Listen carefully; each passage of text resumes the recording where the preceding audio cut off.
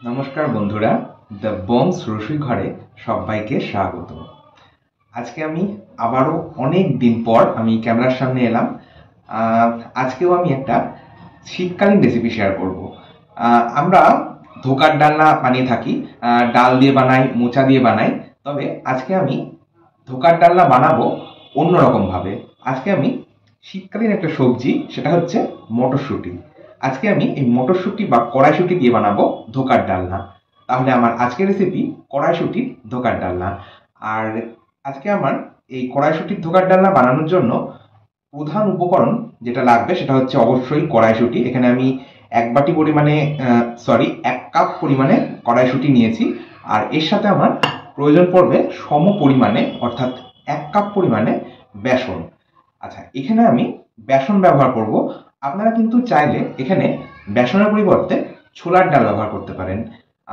এটা হচ্ছে ছোলার ডালের বেসন। আমি ছোলার ডালের সাবসিকুয়েন্স হিসেবে, অর্থাৎ ছোলার ডালের পরিবর্তে আমি বেসন ব্যবহার করছি। আর আপনারা যদি ছোলার ডাল ব্যবহার করেন সেক্ষেত্রে ছোলার ডাল কিন্তু মোটামুটি 2 থেকে 3 ঘন্টা মতো ভিজিয়ে রাখবেন। ছোলার ডালটা ভিজিয়ে রাখলে নরম হয়ে যাবে। তারপর সেটা আপনারা কড়াইশুঁটি বা মটরশুঁটির সাথে বেটে নিতে পারেন। আবার ছোলার ডালটা আলাদা করে বেটে নিয়েও কিন্তু বানাতেই পারেন। যাই হোক, আজকে আমি রেসিপিটা শুরু করছি। তাহলে আসুন দেখে নেওয়া যাক আমার আজকের ভিডিওটা। প্রথমে তাহলে আমরা একটা গ্রাইন্ডিং জারের মধ্যে নিয়ে নেব একটা নির্দিষ্ট কাপ মেপে 1 কাপ পরিমাণে কড়াইশুঁটি বা মটরশুঁটি। এই সাথে আমি একটা হাফ ইঞ্চির থেকেও কম পরিমাণে একটা আদার টুকরো নেব। আদার টুকরোটা আমি খোসা ছাড়িয়ে ধুয়ে রেখেছিলাম। এখন আমি দিয়ে দিচ্ছি ঝালের জন্য স্বাদ মতন কাঁচা লঙ্কা। আমি 2টো কাঁচা লঙ্কা দিচ্ছি, আপনারা ঝাল বুঝে কাঁচা লঙ্কাটা ব্যবহার করবেন। এর সাথে আমি ব্যবহার করব হাফ চা চামচের থেকে একটু বেশি পরিমাণে ভাজা জিরের গুঁড়ো। এখানে ভাজা জিরের গুঁড়ো বলতে শুকনো কড়াই বা তার উপর গোটা জিরে ভেজে গুঁড়ো করা রয়েছে। এর সাথে হাফ চা চামচ লবণ দিয়েছি। ব্যাস। এবার এটা আমরা সম্পূর্ণ জল ছাড়া গ্রাইন্ড করে নেব। কোনো রকম জলের ব্যবহার এতে করবেন না। জলের ব্যবহার করলে কি হবে, আমাদের এই যে আমরা ধোকার জন্য মটরশুঁটির পেস্টটা বানাচ্ছি, সেই ধোকা তৈরি করার সময় কিন্তু অনেকটা সময় লেগে যাবে। কারণ আমরা যতটা জল ব্যবহার করব সেই জলটা কিন্তু আমাদের সম্পূর্ণটাই শুকিয়ে নিতে হবে। তাই যতটা সম্ভব কম জল ব্যবহার করে বা জল ব্যবহার না করে এটা আমাদের বেটে নিতে হবে। তাহলে আমি এটা এখন বেটে নিচ্ছি। এটা আমি একদম স্মুথ করে বেটে নিয়েছি, মানে একদম মিহি পেস্ট বানিয়ে নিয়েছি। আর এটা বাটার সময় আমার কিন্তু কোনো রকম জলের ব্যবহার করার প্রয়োজন পড়েনি। আপনাদের যদি মনে হয় পেস্ট করতে অসুবিধা হচ্ছে, সেক্ষেত্রে 1 বা 2 চামচ জল দিতেই পারেন, তাতে অসুবিধা নেই। আর এই কাজটা তো আমি মিক্সিং জারে করলাম। আপনারা কিন্তু চাইলে শিলনোড়াতেও কাজটা করতেই পারেন, মানে শিলে আপনারা মটরশুঁটিটা বেটে নিতেই পারেন। এবার চলে এলাম গ্যাস ওভেনের কাছে। গ্যাস বার্নার অন করে নিলাম। এখন আমরা যে ধোকাটা বানাবো, মানে মটরশুঁটির যে ধোকাটা বানাবো, সেটা আমরা প্রিপেয়ার করে নেব। প্রথমে গ্যাস বার্নার অন করে নিয়েছি। এবার আমি কড়াইয়ের মধ্যে দিয়ে দেবো সর্ষের তেল। আর এটা আমি সর্ষের তেল আর একটু ঘি মেশাবো, মানে সর্ষের তেল আর ঘি দিয়ে বানাবো। আপনারা কিন্তু চাইলে শুধুমাত্র সর্ষের তেল দিয়ে বানাতে পারেন, আবার চাইলে শুধুমাত্র ঘি দিয়েও কিন্তু বানাতেই পারেন। তাহলে এখন আমি কড়াইয়ের মধ্যে দিয়ে দিচ্ছি 1 টেবিল চামচ পরিমাণে সর্ষের তেল আর হাফ টেবিল চামচ পরিমাণে ঘি। এবার আমি তেল আর ঘিটাকে খুব ভালো মতো মিশিয়ে গরম করে নেব। আর গ্যাসের আঁচটাকে কিন্তু আমি কমিয়ে নিলাম। তেল আর ঘি খুব ভালো মতো গরম হয়ে যাওয়ার পর পুরো কড়াইয়ের মধ্যে আমি এই গরম তেল আর ঘিটা ছড়িয়ে নিলাম। এখানে আমি ফোড়নে ব্যবহার করব কালাঞ্জি বা কালো জিরা। হাফ চা চামচ পরিমাণে কালাঞ্জি দিয়ে দিলাম। এর সাথে আমি ব্যবহার করব 1/4 চা চামচ পরিমাণে হিং। খুব অল্প পরিমাণে একটু হিং ব্যবহার করলে গন্ধটা ভীষণ ভালো আসে আর খেতেও কিন্তু বেশ ভালো লাগে। আচ্ছা, ফোড়নটা একটু নাড়াচাড়া করে ভেজে নেওয়ার পর দিয়ে দিলাম আগে থেকে বেটে রাখা কড়াইশুঁটি বা মটরশুঁটি। এর সাথে আমি দিয়ে দেবো 1 কাপ পরিমাণে বেসন। ওই যে বলেছিলাম আমি বেসন ব্যবহার করব। আর যদি আপনারা যদি ডাল বাটা ব্যবহার করতে চান, সেক্ষেত্রে কিন্তু অবশ্যই এখানে ডাল বাটাটা ব্যবহার করবেন। এবার আমি খুব ভালো করে মিশিয়ে নেব। আর যেহেতু আমি ডাল বাটা ব্যবহার করিনি, তাই ধোকাটা তৈরি হতে কিন্তু ভীষণই কম সময় লাগবে। জাস্ট মটরশুঁটির যে পেস্টটা বানিয়েছি তার সাথে বেসনটাকে সুন্দরভাবে মিশিয়ে নিতে হবে। কোনো রকম জলের ব্যবহার কিন্তু একেবারেই করার প্রয়োজন নেই। খুব সুন্দরভাবে 1 কাপ মটরশুঁটি বাটার সাথে 1 কাপ বেসন মিশে যাবে। তারপর গ্যাসের ফ্লেমটা বন্ধ করে দিতে হবে। আর বেসনটা ভাজার পর দেখবেন একটা খুব সুন্দর গন্ধ বেরোতে শুরু করবে। মানে যত মেশাতে থাকবেন জাস্ট 2 থেকে 3 মিনিটের মধ্যে সুন্দরভাবে মিশে যাবে আর একটা সুন্দর গন্ধ বেরোতে শুরু করবে। কারণ বেসন ভাজলে কিন্তু ভীষণ সুন্দর একটা গন্ধ বেরোয়। যাই হোক, আমার ধোকার জন্য যে মিশ্রণটা তৈরি করার প্রয়োজন সেটা কিন্তু তৈরি করা হয়ে গেছে। যে প্ল্যাটারের ওপর আমি এটা নামাবো তার উপর খুব অল্প পরিমাণে একটু ঘি মাখিয়ে নিলাম। এতে করে এটা থালার সাথে লেগে যাবে না। এবার আমি হাতের মধ্যে খুব অল্প পরিমাণে একটু ঘি মাখিয়ে এই মিশ্রণটাকে খুব ভালো মতো মেখে নেব। আচ্ছা, আমি হাফ চা চামচ মতো চিনি ব্যবহার করছি। চিনি দিতে হবে, চিনি দিলে স্বাদটা বেশ ব্যালেন্স হবে আর খেতেও কিন্তু ভালো লাগবে। আচ্ছা, চিনিটা কিন্তু আপনারা চাইলে আগেও দিতে পারেন। ব্যাস, এখন আর কোনো কাজ নেই। খুব ভালো করে মিনিট 2-3 সময় ধরে এটা আমরা মেখে নেব। যেমন আটা ময়দা মাখি সেইভাবে মেখে নেব। তারপর এইভাবে আমি হাত দিয়ে এটাকে সেট করে নেব। একটু চৌকো করে আমি এটা সেট করছি যাতে ধোকাটা কাটতে সুবিধা হয়। সাইডগুলো একটু এইভাবে সেট করে নিতে হবে। এই যে আমার ধোকা কিন্তু মোটামুটি তৈরি। এটা এখন আমি মোটামুটি 10 থেকে 12 মিনিট মতন রেখে দেবো রেস্টে। রেস্টে রাখলে কি হবে, এটা অনেকটা ড্রাই হয়ে যাবে বা শুকিয়ে যাবে। তাহলে আমাদের এটা কেটে নিতে সুবিধা হবে, আর একটু শুকিয়ে গেলে এটা ভাজতেও কিন্তু সুবিধা হবে। আচ্ছা, এটা আমি এখন 10 মিনিট এইভাবে রেখে দেবো যাতে শুকিয়ে যায়, আর আমি বাকি জোগাড়গুলো সেরে ফেলবো। যেমন আমি আজকে এই ধোকা বানানোর জন্য, মানে ধোকা তো ভাজা হবে তারপর এটা কারি করা হবে, তো সেই কারি বানানোর জন্য আমি মশলা ব্যবহার করব, সেটা কিন্তু বাটা মশলা। কোনো রকম গুঁড়ো মশলা ব্যবহার করব না। আমি কাঁচা হলুদ ব্যবহার করব, কাঁচা ধনে, কাঁচা জিরে, মানে গোটা ধনে গোটা জিরে যেগুলো বলে সেগুলো ব্যবহার করব। কোনো রকম গুঁড়ো মশলা ব্যবহার এতে করব না। তাই এবার আমি বাকি জোগাড়গুলো সেরে ফেলবো। এখন একটা পাত্রের মধ্যে নিয়ে নেব গোটা মশলা।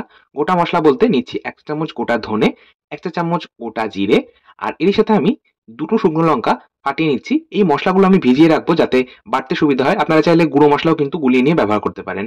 আর এখানে আমি শুকনো লঙ্কা ব্যবহার করছি। আপনারা শুকনো লঙ্কা খেতে যদি অপছন্দ করেন, অনেকে শুকনো লঙ্কা খেতে চান না, সেক্ষেত্রে গোটা গোলমরিচ ব্যবহার করবেন। আর শুকনো লঙ্কা ব্যবহার করলে কি হয়, অল্প কাঁচা লঙ্কা ব্যবহার করলে এই ঝালটাও খুব সুন্দরভাবে হয় আর একটা সুন্দর লালচে রং আসে। আলাদা করে কাশ্মীরি লঙ্কার গুঁড়ো ব্যবহার করার প্রয়োজন পড়ে না, কারণ তখনকার দিনে কিন্তু কাশ্মীরি লঙ্কার গুঁড়ো ব্যবহার করা হতোই না। যাই হোক, এবার আমি এখানে চলে যাচ্ছি পরের স্টেপে।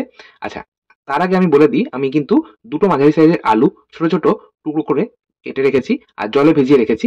আমরা বাঙালিরা কিন্তু আলু খেতে ভীষণ পছন্দ করি, আর এই ধরনের ডালনা বা কারিতে কিন্তু আলু অবশ্যই আমরা ব্যবহার করে থাকি। আচ্ছা, আলুগুলোকে আমি হাফ চা চামচ লবণ দিয়ে অল্প করে ভেজে নেব।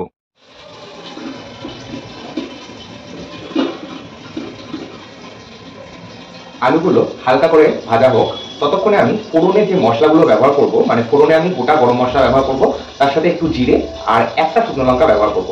সেই মশলাগুলো হামানদিস্তার মধ্যে নিয়ে একটু থেতো করে নেব। হামানদিস্তার মধ্যে আমি গোটা গরম মশলা বলতে নিয়ে নেব 3টে ছোট এলাচ।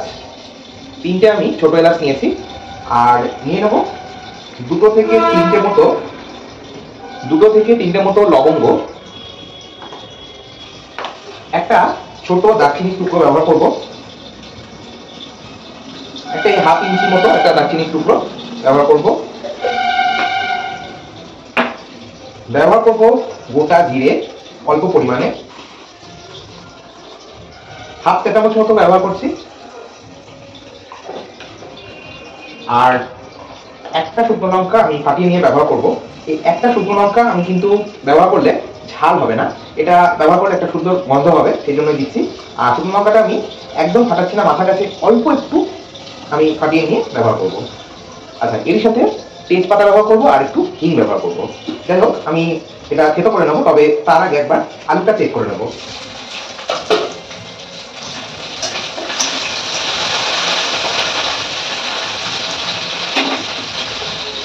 আলুটা আরেকটু ভাজা হবে, আর জাস্ট 1 মিনিট মতো রাখলেই হয়ে যাবে। ততক্ষণে আমি এই মশলাটা থেতো করে নেব।